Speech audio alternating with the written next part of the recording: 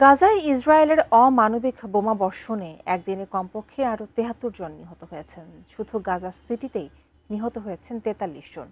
পুরো পরিবারকে টার্গেট করে হত্যা করছে ইসরায়েল। এই পরিস্থিতিকে গণহত্যা আখ্যা দিয়ে জাতিসংঘ ও আন্তর্জাতিক সম্প্রদায়ের জরুরি হস্তক্ষেপের আহ্বান জানিয়েছে হামাস। এদিকে পশ্চিম তীরকে যুক্ত করার পরিকল্পনায় ইসরায়েলকে কঠোর হুঁশিয়ারি দিয়েছে সংযুক্ত আরব আমিরাত। বুধবার গাজা সিটি ও আশেপাশের এলাকায় তীব্র বোমাবর্ষণ চালায় ইসরায়েলি বাহিনী। এদিন ইসরায়েলি গ্রেনেড হামলায় শেখ রাদওয়ান স্কুল এলাকায় একটি তাঁবুতে আগুন ধরে যায়। আশ্রয়কেন্দ্র ও তাঁবুতে থাকা পুরো পরিবারকে একসঙ্গে হত্যা করছে ইসরায়েল। একের পর এক হামলায় ধ্বংস হচ্ছে পুরো মহল্লা। মানুষ কয়েক দশকে যা গড়ে তুলেছিল সব হারাচ্ছে। এ যেন এক ভয়াবহ দুঃস্বপ্ন।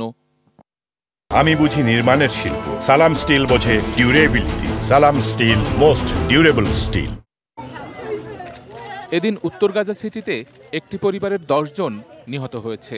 পরিবারটিতে আর কেউ জীবিত নেই।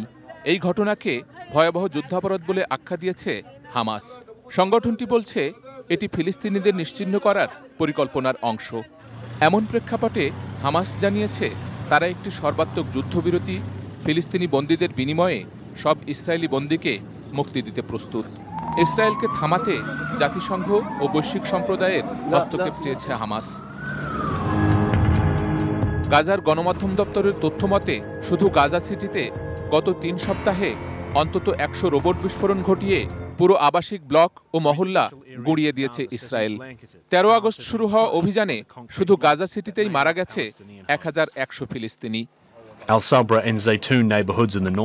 গাজার স্বাস্থ্য মন্ত্রণালয় জানায়, অবরোধের কারণে খাদ্য ও সহায়তা প্রবেশে কড়াকড়ির ফলে ২৪ ঘণ্টায় এক শিশুসহ আরও ৬ জন অপুষ্টি ও অনাহারে মারা গেছে। অবরোধের ফলে অনাহার ও অপুষ্টিতে ১৩১ শিশুসহ ৩৬৭ ফিলিস্তিনির মৃত্যু হয়েছে। জাতিসংঘ বলছে ইসরায়েলের গাজা সিটি দখল অভিযান ১০ লাখ ফিলিস্তিনিকে বাস্তুচ্যুত করতে পারে। ইউনিসেফ সতর্ক করে বলেছে ২০২৬ সালের মাঝামাঝি নাগাদ ৫ বছরের নিচের ১,৩২,০০০ শিশু তীব্র অপুষ্টিতে মৃত্যুর ঝুঁকিতে পড়বে। ৩,২০,০০০ ফিলিস্তিনি শিশু ভয়াবহ ক্ষুধার মুখে রয়েছে। তাদের বাঁচাতে এখনই জরুরি মানবিক সহায়তা প্রয়োজন। Sheikh Abdus Salam, desk report, ATN news.